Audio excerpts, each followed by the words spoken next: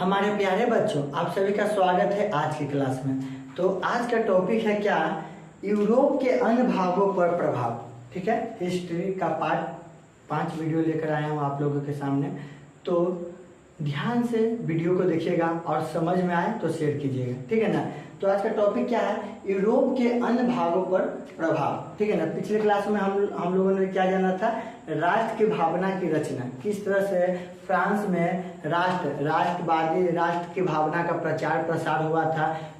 फ्रांसीसी एक झंडा बनाया गया था, वहाँ का राष्ट्रगान बनाया गया था, वो सब समझे थे। ठीक है ना। आज का टॉपिक क्या है बच्चों, यूरोप के अन्य भागों पर प्रभाव। अब जो राष्ट्रवाद की भावना का अभिव्यक्ति होता है, जो राष्ट्रवाद की भावना का जो अभिव्यक्ति होता है, सबसे पहले कहाँ पे होता है बच्चों, फ्रांस में होता है। ठीक है ना।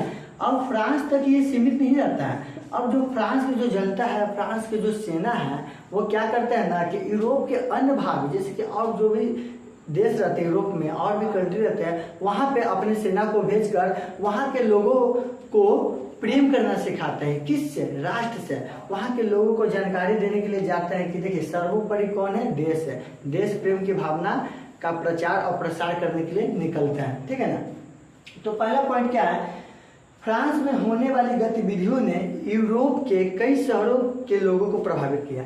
और जो जितना भी घटना राष्ट्रवाद का उदय फ्रांस में हुआ था, राष्ट्रवाद के सबसे पहले अभिव्यक्ति फ्रांस में हुआ था, तो वहाँ के लोग राष्ट्रवादी भावना का प्रचार प्रसार करने के लिए यूरोप के अन्य देशों में जाने लगे थे। ठीक है ना। दूसरा पॉइंट क्या है बच्चों, इन शहरों में शिक्षित मध्यम वर्ग के लोगों और छात्रों द्वारा जैकोबिन क्लब बनाए जाने लगे। और जो शहर थे वहाँ पे जो भी शिक्षित व्यक्ति थे, उनके द्वारा एक क्लब की स्थापना हुआ, जैकोबिन क्लब का। और उसका एक ही मकसद था, उसका मकसद क्या था कि राष्ट्रवाद की भावना का प्रचार और प्रसार करना, ताकि लोगों को समझ आ सके कि सबसे ज्यादा जरूरी क्या होता है, देश प्रेम होता है। समझ गए ना। तो जो जैकोबिन क्लब के जो भी शिक्षित वर्ग के स्टूडेंट थे, जो भी छात्र थे, उन्होंने एक अपना क्लब बनाया था, जैकोबिन क्लब। और उसका बस एक ही मकसद था कि राष्ट्रवाद का भावना का प्रचार और प्रसार करना। ठीक है बच्चों, समझ में आ रहा है ना आप सभी को। अगला पॉइंट क्या है, ध्यान से सुनिएगा। इन क्लबों की गतिविधियों ने फ्रांस की सेना द्वारा घुसपैठ का रास्ता साफ कर दिया।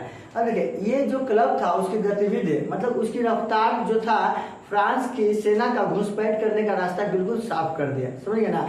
अब वहां से क्या हो गया कि जो फ्रांस की सेना है, अब आसानी से दूसरे कंट्री में जा सकते हैं, यूरोप के दूसरे कंट्री में जाकर, और वहां के लोगों को देश प्रेम की भावना मतलब देश से प्रेम करने के लिए सिखा सके। ठीक है ना। कि सर्वोपरि भी देश होता है और देश के लिए ही जिए। राजा तो आते जाते रहते हैं और देश प्रेम की भावना का प्रचार प्रसार करने लगे थे। ठीक है बच्चों। अगला टॉपिक क्या है, 1790 के दशक में फ्रांस की सेना ने हॉलैंड, बेल्जियम, स्विट्जरलैंड और इटली के एक बड़े भूभाग में घुसपैठ कर लेते, यानी 1790 के दशक। अब यहाँ पर देखिएगा, कंफ्यूज मत होइएगा। दशक का मतलब होता है बच्चा 10 साल। जैसे कि 2020 का दशक हम लोग कहेंगे, तो 2020 का दशक कहने का मतलब कि 2020 से 2030 तक हो जाएगा। ठीक है ना। दशक का मतलब होता है 10 साल, और शताब्दी का मतलब होता है कितने साल बच्चा, 100 साल। समझ गए ना। 1790 के दशक, 1790 के दशक मतलब 1790 से 1800, 1790 से लेकर 1800 कि फ्रांस की सेना जो है यूरोप के अन्य कंट्री में घुसपैठ कर लिए थे। समझ गए ना। कौन कौन कंट्री था, हॉलैंड, बेल्जियम, स्विट्जरलैंड और इटली में एक बड़े भाग पर घुसपैठ कर दिए थे, और वहां पे लोगों से मिलना शुरू कर दिए थे और लोगों का पाठ पढ़ाने लगे थे। किसका, देश प्रेम का पाठ। समझ गए ना।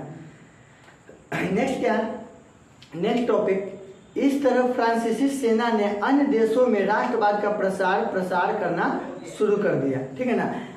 इस तरह फ्रांसीसी सेना ने अपना फ्रांस में तो राष्ट्रवाद का प्रचार प्रसार किया ही, और साथ ही यूरोप के अन्य कंट्री में भी राष्ट्रवाद के प्रचार और प्रसार करना प्रारंभ कर दिया। ठीक है ना। तो इसी के साथ आज का टॉपिक होता है समाप्त। टॉपिक समझ में आया तो वीडियो को शेयर कीजिएगा, वीडियो को लाइक कीजिएगा, और चैनल को सब्सक्राइब किए हुए हैं तो दूसरों को भी बोलिएगा कि वो भी सब्सक्राइब कर लें। ठीक है बच्चों।